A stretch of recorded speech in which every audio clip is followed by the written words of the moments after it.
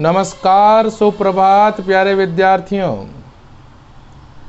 कक्षा 10वीं अन्यवारी हिंदी की ऑनलाइन क्लासेस में मैं सत्यनारायण सोनी आप सभी का हार्दिक स्वागत एवं अभिनंदन करता हूं। प्यारे विद्यार्थियों, जैसा कि हमने पूर्वोत्तर की क्लास में मुंशी प्रेमचंद द्वारा रचित कहानी ईदगाह के बारे में पढ़ा था, इस पावन पवित्र दिवस पर गांव के समस्त लोग, बच्चे ईदगाह की ओर जाते हैं। हामिद अपने दोस्तों के साथ बाजार देखता है, खिलौने खरीदते हैं। सबने अपने अपने खिलौने और मिठाइयाँ ली, लेकिन हामिद अपनी अम्मी जान के लिए एक ऐसी उपयोगी वस्तु लेता है जिससे सारे मित्र अचंभित रह जाते हैं और वो अब सोचने लगते हैं कि हमें भी ऐसी वस्तु ले लेनी चाहिए थी जो अपने घर के काम में आ सके। इसका तो कोई खिलौने तो मिट्टी के हैं, टूट बिखर कर मिट्टी में ही मिल जाएंगे। तो इस प्रकार हमने ये पढ़ा था। अब आगे पढ़ते हैं कि उस मेले में, उस ईदगाह के मेले में, उन दो बच्चों के उन झुंड में, उन समूह में क्या होता है। आइए पढ़ते हैं। अब बालकों के दो दल हो गए हैं। मोहसिन, महमूद, सम्मी और नूरे एक तरफ हैं, हामिद अकेला दूसरी तरफ है। शास्त्रार्थ हो रहा है। शास्त्रार्थ मतलब शास्त्र धन अर्थ, यानी ज्ञान की बातों की पक्ष विपक्ष और ज्ञान के बातों में तर्क वितर्क हो रहे हैं। सम्मी तो विधर्मी हो गया। सम्मी विधर्मी का मतलब धर्म के विरुद्ध आचरण करने लगा। दूसरे पक्ष से जो मिला, लेकिन मोहसिन, महमूद और नूरे भी हामिद से एक एक दो दो साल बड़े होने पर भी हामिद के आघातों से आतंकित हो उठे थे। उसने जो तर्क दिए हामिद ने अपनी वस्तु को लेकर, उसके आगे उनके मित्रों के तर्क सही नहीं थे। उसके पास न्याय का बल है और नीति की शक्ति है। एक और मिट्टी है, दूसरी ओर लोहा। जो इस वक्त अपने को फौलाद कह रहा है, कौन कह रहा है? हामिद। वह अजय हैं, घातक हैं। अगर कोई शेर आ जाए तो मियाँ भिश्ती के छक्के झूड़ जाए। अब अपने अपने तर्क दिए जा रहे हैं। अगर कोई शेर आ जाए तो जो तुमने भिश्ती लिया है ना, उसके छक्के छूट जाना, यानी भाग जाना, मुहावरे का प्रयोग हुआ मित्रों। मियाँ सिपाही मिट्टी की बंदूक छोड़कर भागे, वकील साहब की नानी मर जाए, चोंगे में मुंह छिपाकर जमीन पर लेट जाए, मगर यह चिमटा, यह बहादुर, यह रुस्तुमे हिंद, देखो चिमटे को किसकी उपाधि दे दी? रुस्तुमे हिंद। लपक कर शेर की गर्दन पर सवार हो जाएगा और उसकी आंखें निकाल लेगा। यानी अब वो उसके ऊपर क्या हो जाएगा? सवार हो जाएगा। हामिद ने अपने चिमटे की अच्छी प्रशंसा की और उसे एक नया नाम दे दिया, रुस्तुमे हिंद, और जो शेर को भी धूल चटा सकता है। मोहसिन ने एडी चोटी का जोर लगाया कर कहा, अच्छा पानी तो नहीं भर सकता, पानी तो नहीं भरेगा ना, काम तो नहीं करेगा ना? हामिद ने चिमटे को सीधा खड़ा करके कहा, भिश्ती को एक डांट बताएगा, एक डांट लगाएगा तो दौड़ा हुआ पानी लाकर उसके द्वार पर छिड़कने लगेगा। ताकत किस में है? मेरे रुस्तुमे हिंद में है। जो कौन डरता है? भिश्ती, और भिश्ती जल्द से जल्द मेरी पानी लेके आएगा। कहने का तात्पर्य है रुस्तुमे हिंद की हुंकार, उसके प्रभुत्व का यहाँ पर वर्णन है। मोहसिन परास्त हो गया, पर महमूद ने कुमुक पहुंचाई। अगर बच्चू पकड़ा जाए तो अदालत में बंदे बंदे फिरेंगे, तब तो वकील साहब के पैर पड़ोगे ना। हामिद इस प्रबल तर्क का जवाब न दे सका। उसने पूछा, हमें पकड़ने कौन आएगा? कौन हिम्मत है किसमें जो हमें पकड़ेगा? हैं? नूरे ने अकड़ कर कहा, यह सिपाही बंदूक वाला जो मैंने खरीदा है, जो मेरे लिए मैं लेके आया हूँ, मेरी रक्षा के लिए मैं जिसे लेके आया हूँ, वह तुम्हें पकड़ेगा और तुम्हें अदालत लेकर जाएगा। हामिद ने मुंह चिढ़ाकर कहा, यह बेचारे हम बहादुर रुस्तम हिंद को पकड़ेगा। अच्छा लाओ अभी ज़रा कुश्ती हो जाए। अभी लो कुश्ती हो जाती है, देखते किस में कितना दम है, कौन किसको पकड़ता है। इसकी सूरत देखकर दूर से भागोगे, पकड़ेंगे क्या बेचारे। मोहसिन को एक नई चोट सूझ गई। तुम्हारे चिमटे का मुंह रोज आग में जलेगा, यानी तुम्हारा जो चिमटा है वो चिमटा रोज आग की अग्नि में तपेगा, हैं? उसमें किसी प्रकार का कुछ भी दम नहीं रहेगा, क्योंकि आग लगेगी, आग उसको सेक देगी, हैं? वो फिर क्या करेगा? उसने समझा था कि हामिद लाजवाब हो जाएगा, लेकिन यह बात न हुई। हामिद ने तुरंत उत्तर दिया, आग में बहादुर ही कूदते हैं जनाब। तुम्हारे ये वकील, सिपाही और बिस्ती लौंडियों की तरह घर में घुस जाएंगे। लौंडियों का मतलब होता है लड़कियां। आग में कूदना वह काम है जो उस रुस्तम हिंद ही कर सकता है। दूसरों में इतनी ताकत कहाँ है कि वह रुस्तम हिंद की क्या कर सके, तुलना कर सके। रुस्तम हिंद की तरह वह भी अपना क्या दिखा सके, दमखम दिखा सके। ठीक है, आगे। महमूद ने एक जोर लगाया, वकील साहब कुर्सी पर बैठेंगे, तुम्हारा चिमटा तो बावर्ची खाने में जमीन पर ही पड़ा रहेगा। बता अब कौन बड़ा कौन छोटा। इस पर भी तर्क ने सम्मी और नूरे को भी सजीव कर दिया। कितने ठिकाने की बात कही है पट्टे ने। चिमटा बावर्ची खाने में पड़े रहने के सिवाय और कर भी क्या सकता है। हामिद को कोई फड़कता हुआ जवाब न सूझा तो उसने धांधली शुरू की। मेरा चिमटा बावर्ची खाने में नहीं रहेगा। वकील साहब कुर्सी पर बैठेंगे तो चाकर उन्हें ज़मीन पर पटक देगा, उसका कानून उनके पेट में डाल देगा, क्योंकि उसके पास दम है, साहस है। बात कुछ बनी नहीं, खासी गाली गलोच थी। कानून के पेट में डालने वाली बात थी, और वह कानून में डालने वाली बात ऐसी छा गई कि तीनों सुरमा मुंह ताकते रह गए, मानो कोई धेलचा कनकोआ है किसी गंडे वाले कनकोए को काट गया हो। कानून मुंह से बाहर निकलने वाली चीज़ है, उसको पेट के अंदर डाल दिया जाना बेतुकी सी बात होने पर भी कुछ नयापन रखती थी। हामिद ने मैदान मार लिया। उसका चिमटा रुस्तम हिंद है। अब इसमें मोहसिन, महमूद, नूरे, सम्मी किसी को आपत्ति नहीं हो सकती, क्योंकि उसने सारी बात बतला दी है। विजेता को हराने वालों से सत्कार मिलना स्वाभाविक है। वह हामिद को भी मिला। औरों ने 3-3, 4-4 आने पैसे खर्च किए पर कोई काम की चीज़ न ला सके, और कोई परिवार की चीज़ के पैसे लेकर नहीं ला सके। लेकिन दूरदर्शिता का, विद्वता का परिचय देते हुए हामिद ने बहुत अच्छा काम किया, और अपनी अम्मी जान के लिए वो क्या लेके आ जाता है, चिमटा। हामिद द्वारा जो पैसे उसके पास थे उसका उसने सही इस्तेमाल किया, सही जगह पर लगाए, और हामिद ने 3 पैसे में रंग जमा दिया। भाई सच ही तो है, खिलौने का क्या भरोसा, टूट फूट जाएंगे, लेकिन हामिद का चिमटा तो बना रहेगा कई वर्षों तक। संधि की शर्तें तय होने लगी। अब सभी लोग संधि की शर्तें तय करने लगे कि चिमटा कौन किस समय कितने समय रखेगा। मोहसिन ने कहा, जरा अपना चिमटा दो, हम भी देखें। तुम हमारा बिस्ती लेकर देखो कैसा लगता है। महमूद और नूरे ने भी अपने अपने खिलौने पेश किए। हामिद को इन शर्तों के बारे में कोई आपत्ति नहीं थी। चिमटा बारी बारी से सबके हाथ में गया, और उनके खिलौने बारी बारी से हामिद के हाथ में आए। कितने खूबसूरत खिलौने थे जो उसने देखे। हामिद ने हारने वालों के आंसू पोंछे। मैं तुम्हें चिढ़ा रहा था, सच ये चिमटा भला इन खिलौनों की क्या बराबरी करेगा।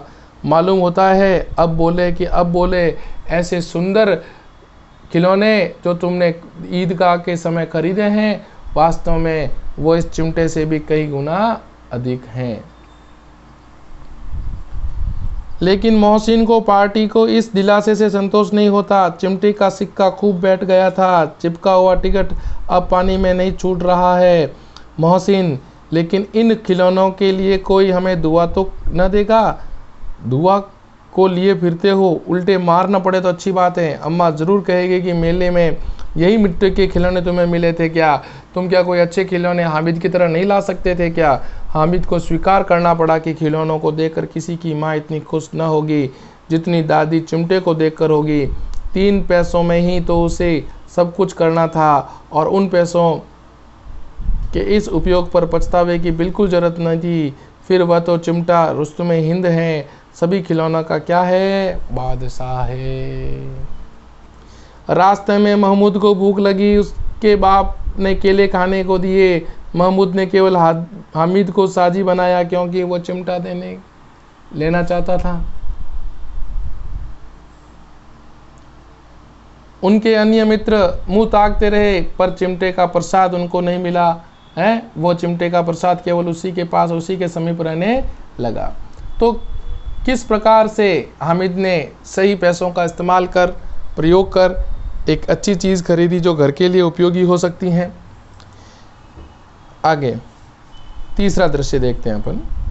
11 बजे गांव में हलचल मच गई। मेले वाले आ गए हैं। मोहसिन की छोटी बहन ने दौड़कर भिश्ती उसके हाथ से छीन लिया और हमारे खुशी के वो यों उछली तो मियाँ भिश्ती नीचे आ गिरे और सुरलोक पौधार चुके थे, मर गए, टूट गया।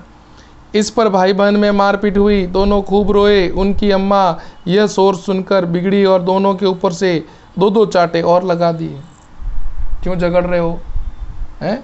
और भिश्ती बेचारा बीच बचाव में क्या हो गया? जमी जोंद हो गया। मियाँ नूरे के वकील का अंत उसके प्रतिष्ठानुकूल इससे ज़्यादा गौरवमय हुआ। वकील जमीन पर या ताक पर तो नहीं बैठ सकता, उसकी मर्यादा का विचार तो रखना ही होगा, है ना। दीवारों में 2 खुटियाँ गाड़ी गई, उन पर लकड़ी का एक पटरा रखा गया। पटरे पर कागज़ के कालीन बिछाया गया। वकील साहब राजा भोज की भांति सिंहासन पर विराजे और वहाँ पर दरबार लगाया जाने लगा। ये बच्चों की अटखेलियाँ, बच्चों की गलाबाजारियाँ हैं। नूरे ने अदालत जमा दी। अदालत में वकील साहब बैठे हैं लेकिन पंखे नहीं थे, तो उसने पंखा लगाया और पंखा लगाने पर अदालत में खस की टाँट और बिजली के खंभे भी रहते हैं। क्या यहाँ मामूली पंखा भी तो ना हो? कानून की गर्मी दिखाकर चढ़ आएगी कि नहीं है? बांस का पंखा आया और नूरे हवा करने लगे। मालूम ही नहीं पंखे की हवा से या पंखे की चोट से न जाने कब वकील साहब नीचे गिरे और स्वर्गलोक को पधार गए हैं। स्वर्गलोक से धार गए भाई, मतलब वापस वही मिट्टी का मिट्टी में मिल जाना। स्वर्गलोक से मृत्युलोक में आ रहे हैं। उसका माटी का चोला माटी में मिल गया है। फिर बड़े जोर शोर से मातम हुआ। वकील साहब की अस्थि पूरे घूरे पर डाल दी गई, यानी कूड़े कचरे में डाल दी गई। वकील साहब भी अपनी जगह अपने स्थान पर पहुंच गए। अब बचा महमूद का सिपाही। महमूद का सिपाही क्या करता है? अब रहा महमूद का सिपाही। उसे चटपट गांव का पहरे देने का चार्ज मिल गया। लेकिन पुलिस का सिपाही कोई साधारण व्यक्ति तो था नहीं जो अपने पैरों पर चले। वह अब पालकी पर चलता है, यानी पालकी में बैठाया जाता है, गांव का भ्रमण करवाया जाता है, गांव गांव घूमता है, गांव गांव फिरता है और अपने मन की बात रखता है। जागते रहो करता है, हैं? खुद तो चल नहीं सकता। एक टोकरी आई, उसमें कुछ लाल रंग के फटे पुराने चितड़े बिछा दिए गए जिसमें सिपाही आराम से लेट सके। नूरे ने यह टोकरी उठाई और अपने द्वार पर चक्कर लगाने लगे। उसे उनके दोनों छोटे भाई सिपाही की तरफ से छोने वाले यानी सोने वाले जागते रहो पुकारते चलते थे। मगर रात भी तो क्या थी? अंधेरी थी। महमूद को ठोकर लगी, टोकरी हाथ से गिरी और छूटकर गिर पड़ी और मियाँ सिपाही अपनी बंदूक ले जमीन पर आ जाते हैं। उनकी एक टांग में क्या आ गया भाई? विकार। महमूद को आज ज्ञात हुआ कि ये वह अच्छा डॉक्टर है, एक अच्छा डॉक्टर भी है। वह उसे ठीक कर सकता है, उसे किसी प्रकार से ठीक करके पुनः एक सिपाही बना सकता है। खूब प्रयास किया उसने कि वो काम हो सके, है? और उसने एक डॉक्टर की भांति किस प्रकार से वो उसको ठीक करने का प्रयास करता है। महमूद को आज ज्ञात हुआ कि वह डॉक्टर है। उसको ऐसा मरहम मिल गया है कि वो उसे टूटी टांग को आनन पानन में जोड़ सकता है। केवल गुलर का दूध चाहिए। गुलर का दूध आता है, टांग जोड़ दी जाती है, लेकिन सिपाही ज्यों का त्यों ही खड़ा रह जाता है। टांग जवाब दे देती है। शल्य क्रिया असफल हुई, तब उसकी दूसरी टांग भी तोड़ दी जाती है। अब कम से कम एक जगह बैठकर आराम तो बैठ सकता है, आने जाने वाले को देख तो सकता है। एक टांग से तो न चल सकता था, न बैठ सकता था। वह सिपाही सन्यासी हो गया, साधु हो गया। अपनी जगह पर बैठा बैठा पहरा देता है। कभी देवता भी बन जाता। लोग प्रसाद या फूल भी चढ़ा देते हैं। उसके सिर का जालदार साफा खुरच दिया गया। अब उसका जितना रूपांतर चाहो कर सकते हो। कभी कभी तो उसे बांट का भी काम लिया जा सकता है। यानी कोई वस्तु अगर तोलनी हो तो प्यारे विद्यार्थियों उसे तोला जा सकता है। तो वह मिट्टी के खिलौने मिट्टी में पूर्णतया मिल चुके हैं। जो सारे खिलौने थे वो सारे खिलौने खत्म हो गए। उनकी सभी लोग, सभी बच्चे पछतावा कर रहे थे कि हमने बहुत भारी गलती कर दी। अब मियाँ हामिद का हाल सुनिए। अमीना उसकी आवाज़ से सुन दौड़ी चली आई और उसे गोद में उठाकर प्यार करने लगी। सहसा उसके हाथ में चिमटा देखकर वह चौंकी। ये चिमटा कहाँ था? मैंने मोल लिया है। कै पैसे, यानी कितने पैसे में लिया? 3 पैसे दिए। अमीना ने छाती पीट ली। ये कैसा बेसमझ लड़का है कि दोपहर हुआ, कुछ खाया न पिया, लाया क्या? चिमटा। सारे मेले में तुझे एक और कोई चीज़ न मिली जो ये लोहे का चिमटा उठा लाया? हामिद ने अपराधी भाव से कहा, तुम्हारी अंगुलियां तवे से जल जाती हैं, इसीलिए मैं उसे ले आया। माँ, हे अम्मा, तुम्हारी अंगुलियां जल जाती है और उस अंगुलियों को बचाने के लिए मैंने ये कार्य किया है। तो हामिद की दूरदर्शिता कितनी प्यारी थी। बुढ़िया का क्रोध तुरंत स्नेह में बदल गया, और स्नेह भी वह नहीं जो प्रगल्भ हो, है वह तो अपने आप में एक नैसर्गिक प्रेम था और उसकी सारी कसकें शब्दों में बिखर देता है। वह मूक स्नेह था, खूब ठोस, रस और स्वाद से भरा हुआ। बच्चे में कितना त्याग, कितना सद्भाव, कितना विवेक है। दूसरों को खिलौने लेते हैं तो खाते देखकर उसका मन कितना ललचाया होगा, इतना जब्त इससे हुआ होगा, कितना उसने मन को रोका होगा। कैसे वहाँ भी अपनी बुढ़िया दादी की याद बनी रही। अमीना का मन गदगद हो आया। यानी इस पाठ में हम इस अवतरण में हामिद की चारित्रिक विशेषताएं सामने आ रही। विद्यार्थियों, कितना दूरदर्शी, कितना विवेकशील, कितना त्याग प्रिय, कितना सप्रेम और सद्भाव से युक्त। और अब एक बड़ी विचित्र बात हुई। हामिद ने उस चिमटे से भी विचित्र। बच्चे हामिद ने बूढ़ी हामिद का पाठ खेला था। देखा बच्चों, बूढ़े हामिद ने उस चिमटे से भी विचित्र, बच्चे हामिद ने बूढ़ी हामिद का पाठ खेला था। बुढ़िया अमीना बालिका अमीना बन गई। वह रोने लगी, दामन फैलाकर हामिद को दुआएं देती जाती थी, आंसू की बड़ी बड़ी बूंदें गिराती थी, और हामिद भी उसका रहस्य समझ भी गया। तो ये था प्यारे विद्यार्थियों मुंशी प्रेमचंद का ये पाठ। अब इसकी काव्यगत विशेषताएं अपन लिख लेते हैं थोड़ी सी।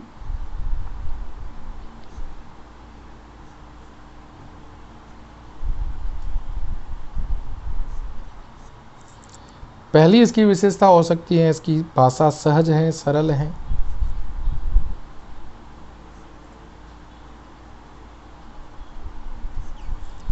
दूसरी विशेषता ये हो सकती है तत्सम तद्भव शब्दों का प्रयोग।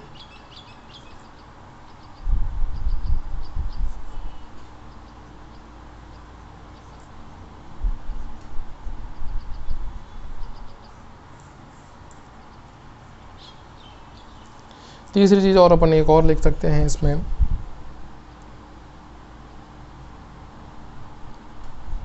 मुहावरों का प्रयोग।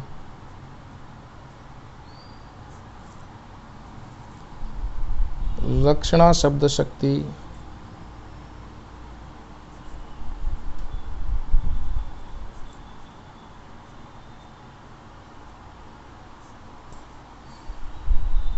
ठीक है। और बाल मनोविज्ञान का चित्रण, बाल मनोविज्ञान